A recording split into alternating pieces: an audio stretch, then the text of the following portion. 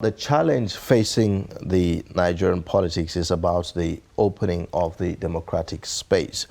Important as ethnic and religious identities are, addressing challenges facing the country require that political leaders are not allowed to ride on cheap sentiments of religion and ethnicity to win elections opportunistically. Now, many so-called religious and ethnic leaders have used and are still using religion and ethnicity to pollute the minds of Nigerians against one another. How significant is this debate, especially as it concerns the ruling All Progressives Congress ahead of the 2023 general election? We have in the studio a chieftain of the All Progressives Congress and former Minister of Communications, Barrister Shitu, to talk to us about this. But before we talk about politics, let's kickstart with discussion with the idea of raising telecommunication tax mooted recently by the federal government. Call and data tariffs may increase by as much as 100% if planned by the federal government to hike consumption tax on telecom services scale through. The federal government had recently disclosed plan to implement a 5% excise duty tax on telecom services, increasing the total consumption tax on telecom services to 12.5%. Thank you so much, former Minister Shitu, for joining us on Daybreak this morning. It's my pleasure. Thank you. Well, if you look at this story about the increase in the tax, by 5% for telecommunications, that's a difficult one, especially if you look at what Nigerians are really dealing with at this point. And the telecom companies itself is having to deal with the high inflation and the rest of them. There's kind of a disagreement between the Minister of Communication and also the Minister of Finance as regards this. What's your own take?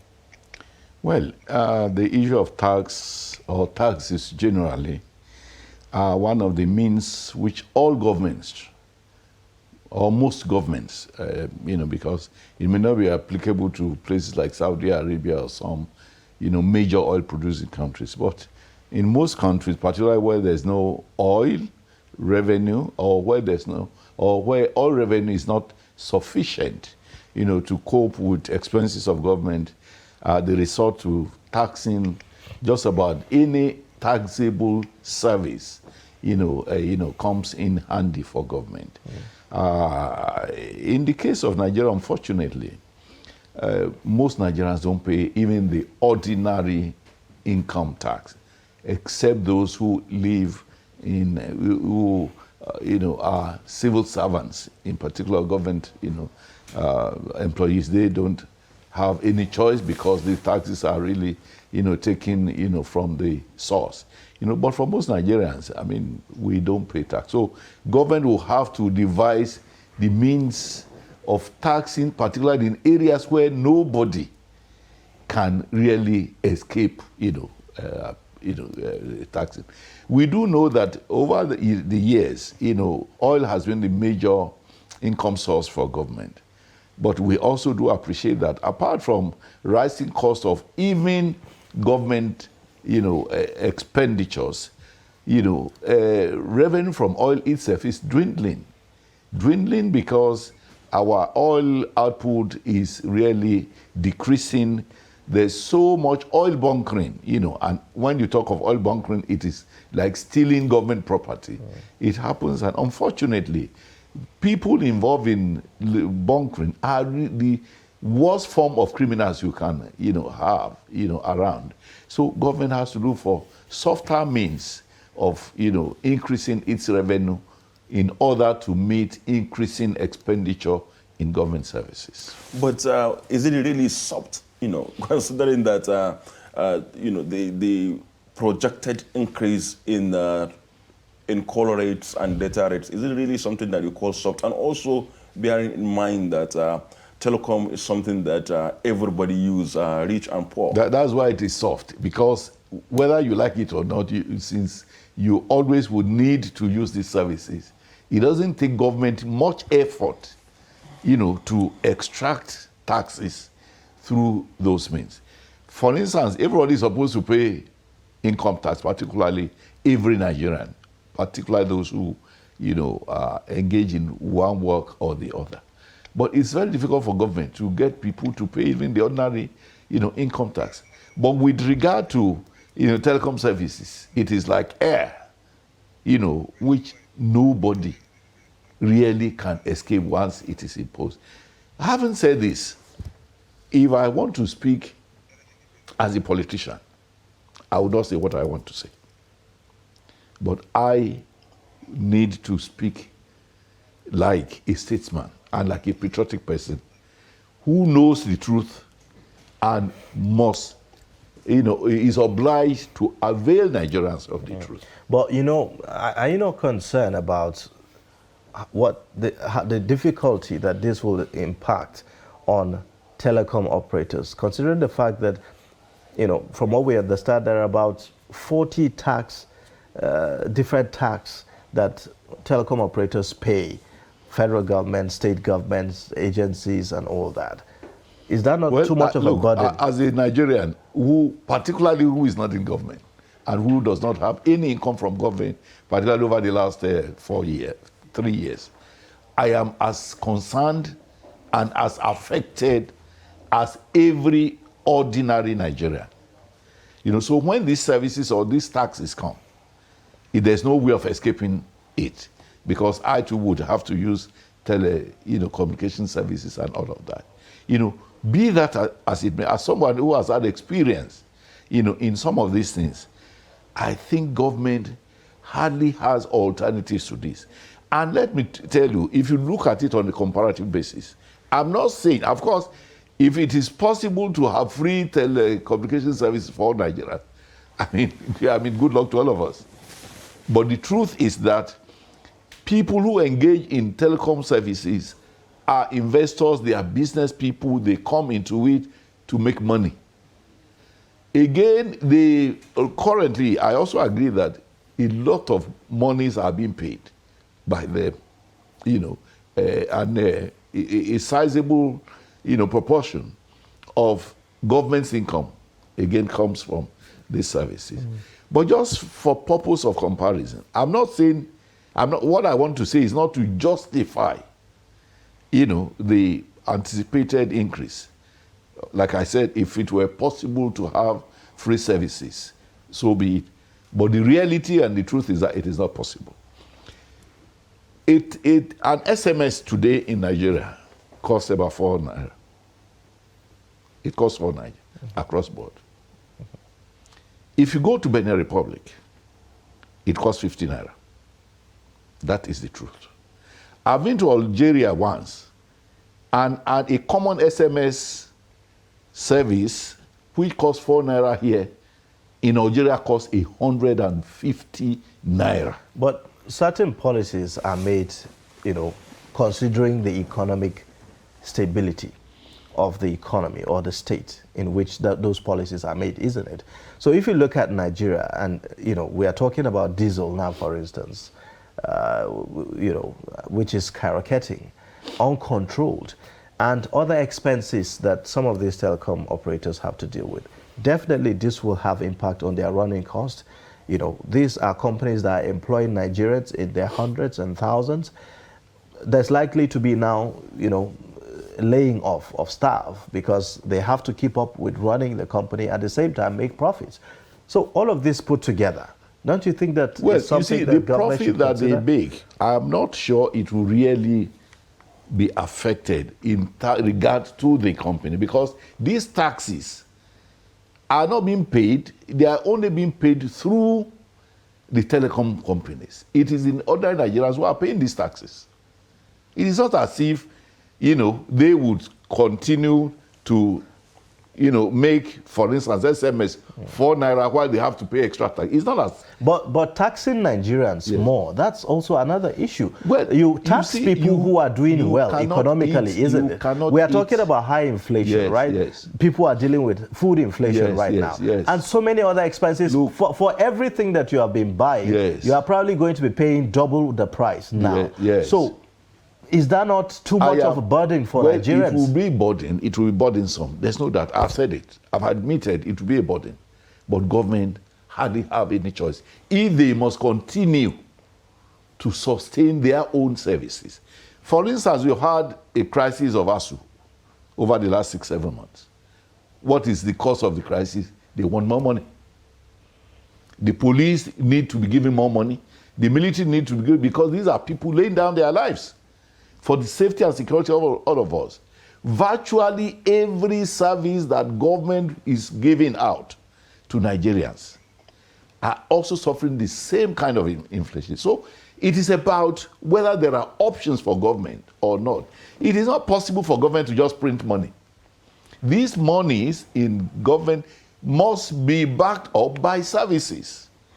And I have said it, in all countries of the world, except maybe the Saudi Arabia and a few places where their population is so meager compared to the income.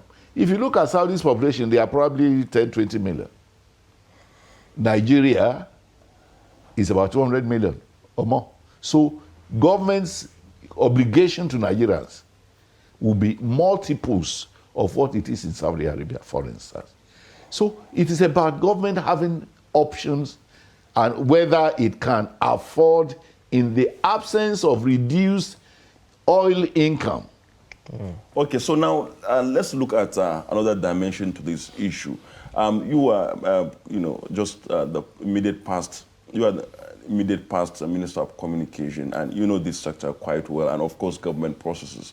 So what do you think brings about the public disagreements between Ministry of Finance and Communication? I don't have details, but what I can imagine is government feels it needs money, and perhaps one of the easiest way to get easy money to meet its own obligation is through telecoms. Naturally, the telecoms people would resist, because they perhaps may, even without government, seeking tax from them, also want to increase their own profits.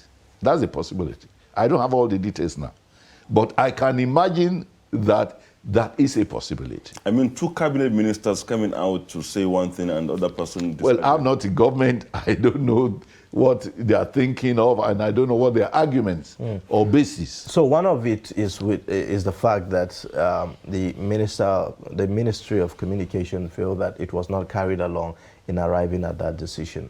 So, and that sounds quite strange, really. Well, that would be an internal affairs of people in government. Considering the fact that the Minister of Finance said that, this issue of the increase in the tax was in the Finance Act of the 2020. So, I mean, being a cabinet member himself, the Minister of Communication, how is it that he sounds unaware? That question would be better directed at those involved. Okay, let's save you that, since you don't want to comment on what, as you said, you are not in the government yes, now. I'm not in government, and I'm not here on behalf of government, exactly. and I don't so have let's all the switch to politics and 2023. And of course, so much is happening, as the saying goes, that one day is years actually in politics.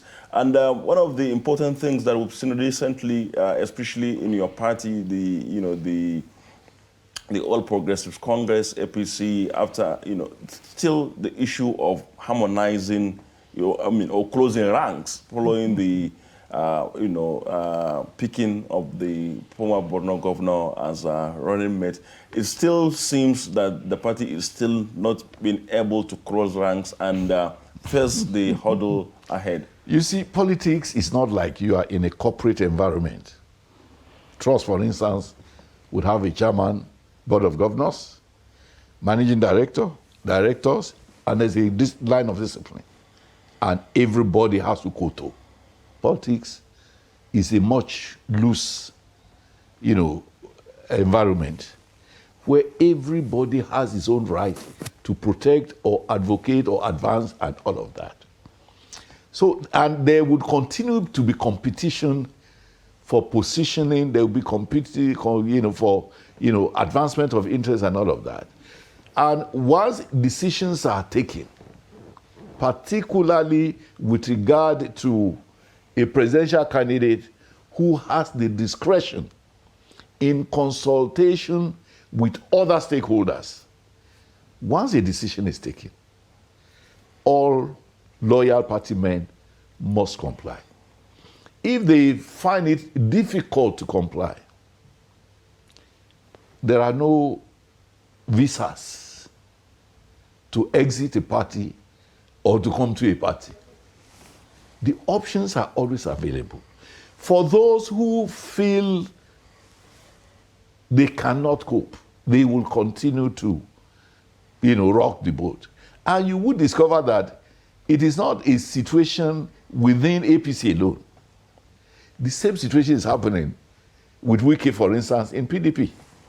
A decision was taken by the presidential candidate with regard to choosing a running mate. He feels uncomfortable about that. He feels his own self-interest is more important, and he has refused to comply. And he has a right under the Constitution to continue to, agitate and all of that. At the end of the day, the minority would have its say. The majority would have its way. Okay. Now, the thing is that aren't you concerned about the fact that the internal wranglings can actually lead to a loss for your party in the 2023 general elections? Because the tendency is that you talk about people exiting the party and defecting to other parties and all that. But some can remain within the party and still... Would they prevent other people from still be enemies from within? Yeah, they could be. You cannot have 100%. So are you not concerned about that? No, I mean, I would be concerned, but it is a fait accompli because individuals in a political environment can decide to stick to their position. And when that happens, what do? Do you now say because some people have, continue to disagree, so you reverse the decision which has been taken? If you reverse that, you create more problems for the party and for yourself. And so we continue to appeal. We continue to appeal and we continue to reassure. If you look at this particular situation of, a Tinubu presidential candidacy, Tinubu did not emerge as presidential candidate because he's a Muslim. He did not emerge as the presidential candidate because he's a Yoruba man. He emerged because he was simply the best candidate that APC could put forward if we want to carry majority of APC members along in the oncoming presidential, election. Right. But a lot of people say the problem is not with Tinubu emerging as the candidate, but the balancing of the ticket. Well, it's not about, look, what does the Constitution say? Whether in the Constitution of Nigeria or in the Constitution of party, religion is not an issue when you talk of diversity that, of a candidate, a ticket. It's talk about zoning. But the Constitution talks about the federal character. It talks about... Of course it is. It talks about groups and sections. That is why it is not possible or feasible for a Tinubu coming from Southwest to pick, a Femi Falana or an Abori Shade or something from the same geopolitical zone. When you talk of diversity in regard to the Constitution, it is about geopolitical zoning, not about religious diversity. Because there are Muslims and Christians in Yoruba land, there are Muslims and Christians in Northeast, there are Muslims and Christians in Northwest, there are Muslims and Christians in Southwest. Even in South and Southeast, there are Muslims. And so there's no diversity there. When you talk of, selecting a partner. You seem to be leaning towards cultural diversity. That cultural, tribal, ethnic. Religious diversity is not diversity, from what you are saying. I mean, then you would have diversity in every family. For instance, in Yoruba land, virtually every family has both Muslims and Christians.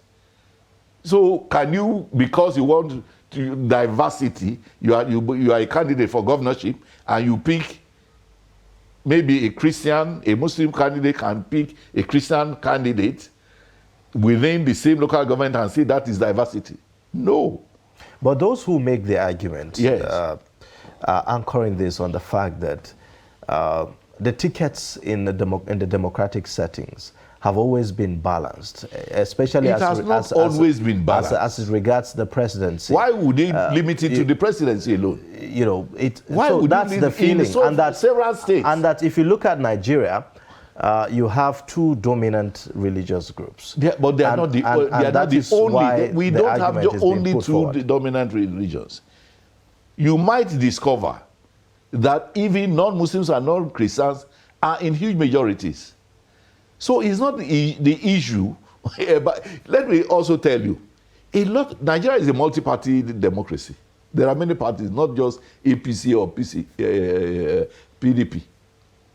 There are other parties. Most of the people making the noise are not even members of our party. So what is their interest? The truth is that combination of Tinubu and the Kashim Shettima is a masterstroke for winning the election.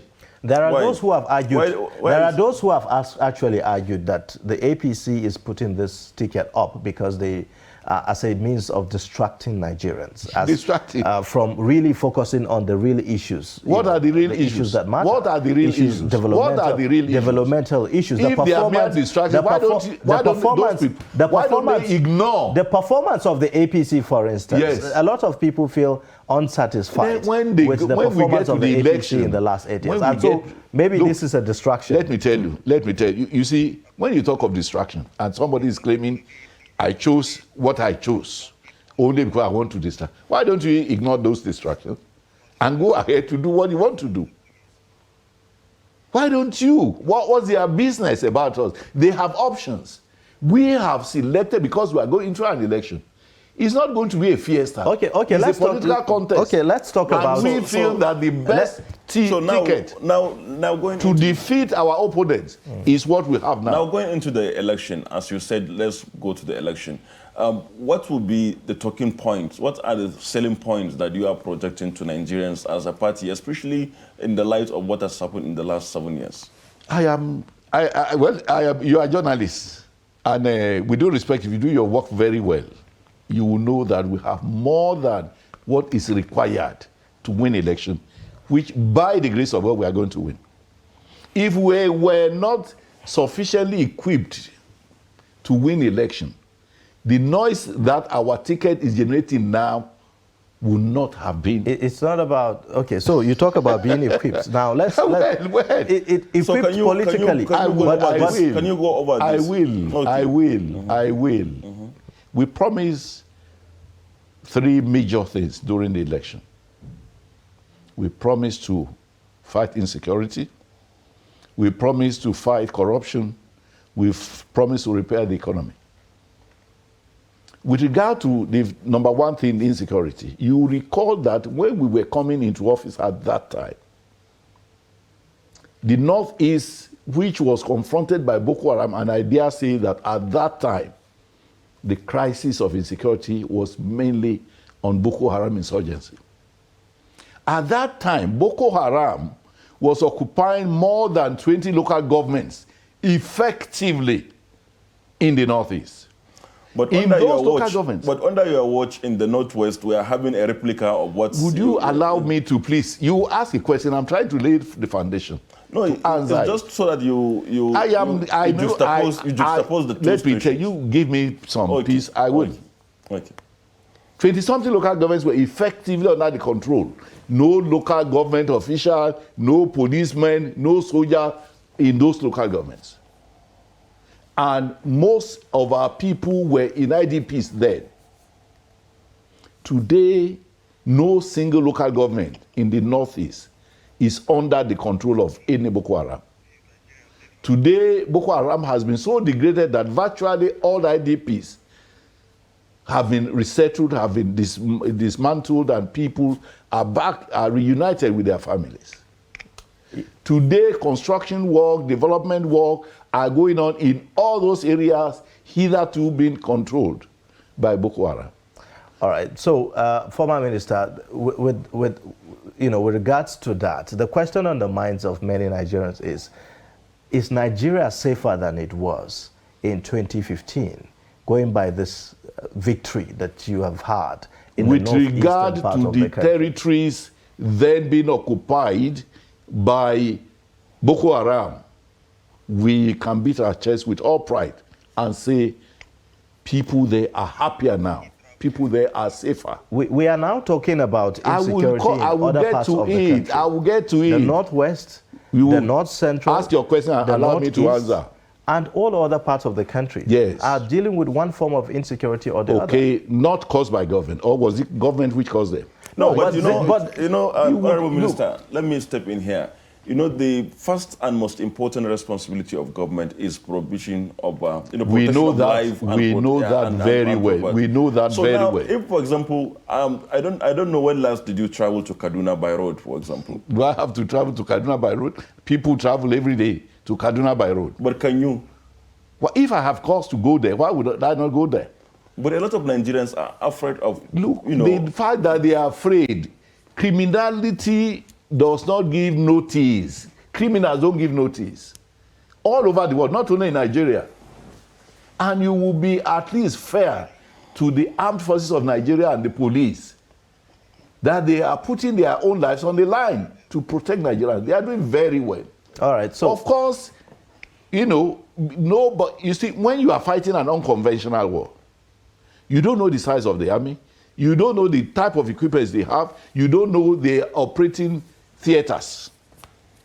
but we've been fighting this fight for far too long now. For us not to have been able to know some of these things, right? We know now the enemy, isn't it? I mean, we've been dealing with this for at least 10 years. How many criminals or bandits do you think exist in Nigeria? I mean, you were in government, No, you so say maybe you know the enemy. maybe you should are tell us. saying, I'm We are relying on the government to tell us. We are relying on your leadership, the leadership of your party, I am not. to tell Maybe us. you have to invite people in government to come and give you the facts known to the government. But you belong to the ruling party. Does that make me?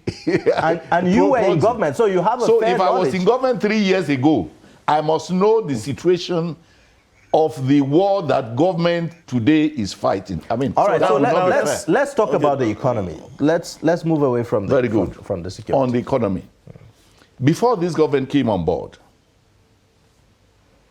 let me start by saying, on road construction, of course, it's, infrastructure development and all of that are part of building of the economy. The last budget on infrastructure, on roads, of the federal government under Jonathan was 19 billion naira. Not one kobo of that 19 billion naira was spent on any road. The monies were simply shared. When Buhari government came in 2015, the first budget, as against the 19 billion, the first budget on road development was 265 billion naira. Compare the two. Okay. I am coming, please. You have asked the question. I'm trying to explain. It's because we do not have all the Well, time. if you That's don't the have thing. time, you are in control of your time. If you ask me questions, we have to get as much as we can within the shortest time that we have. Want to hear the answer to the question. Lagos, for 10 years before this government came on board, Lagos Ibadan Expressway, there was no activity going on there. Today, that road, more than 100 kilometers, is almost completed, 6 lanes. 6 lanes. All right, so Honorable Minister, let me put this forward.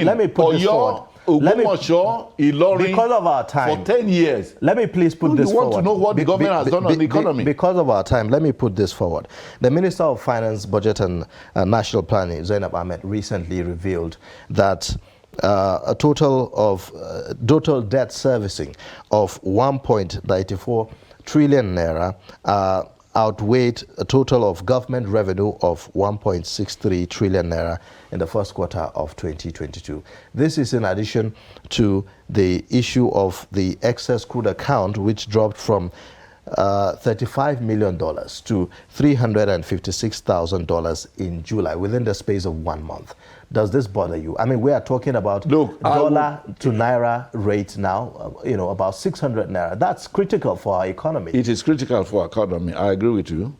But if I were you, I want to know what those monies have been used for. Whether they have been judiciously used. Not just, you know, calling figures and saying government owes this or government has taken this much of loan. What does your investigation show? Were this money stolen?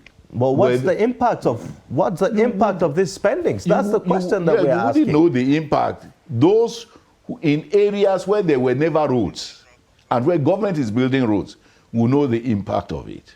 The new ports that are being built, those involved will know the impact of it. The railway line, the Abuja-Kaduna Railway, those enjoying the services will know the impact of those expenditures, and so on and so forth. New universities are being set up here and there, and you are still asking whether there has been impact or not. So thank you very much, Mr. Adebayo Shitu, immediate past Minister of Communications and chieftain of the ruling All Progressives Congress, for joining us this morning.